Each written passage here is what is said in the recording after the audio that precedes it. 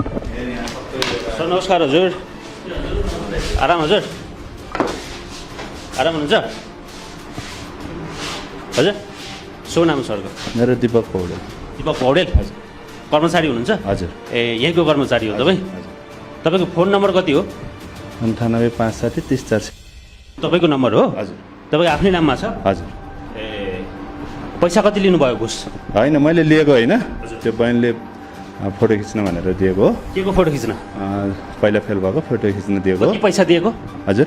बहिनीले फोटो खिच्न भनेर तपाईँलाई पैसा दिएको छ, मैले राखिदिएको छु। मैले 7,000 रुपियाँ दिएको छ बहिनीले? हजुर। के को लागि दिएको छ?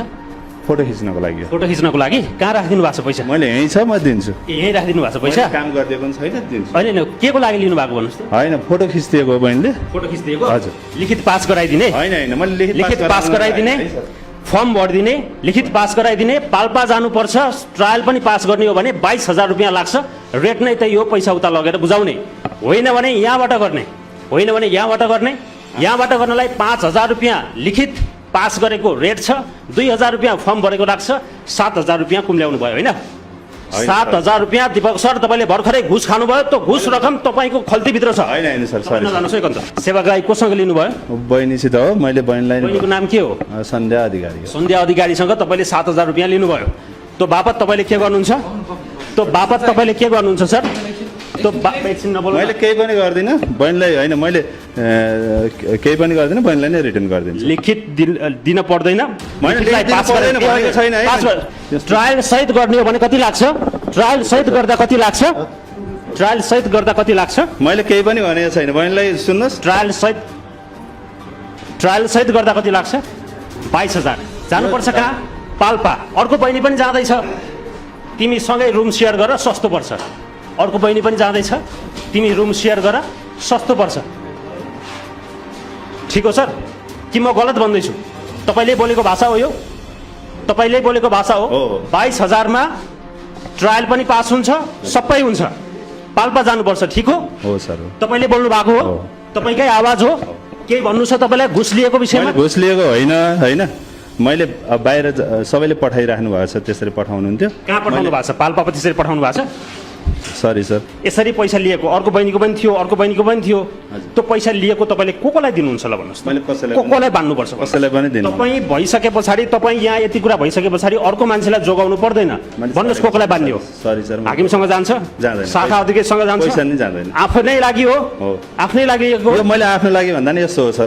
कस्तो हो भन्नुहुन्छ भने पैसा यही छ, यही छ। राख्नुहोस् न पैसा। के भन्नु? मैले तपाईँलाई पैसा, मैले बहिनीलाई नै रिटर्न। होइन होइन, पैसा पैसा पैसा पैसा राख्नुहोस् है। तपाईँ यस्तो कुरा नगर्नुहोस् है सर। सर नियन्त्रणमा लिनुहोस् सर, उहाँले नियन्त्रणमा लियो पैसा उहाँ। तपाईँले भएको कुरा के हो भनिदिने हो?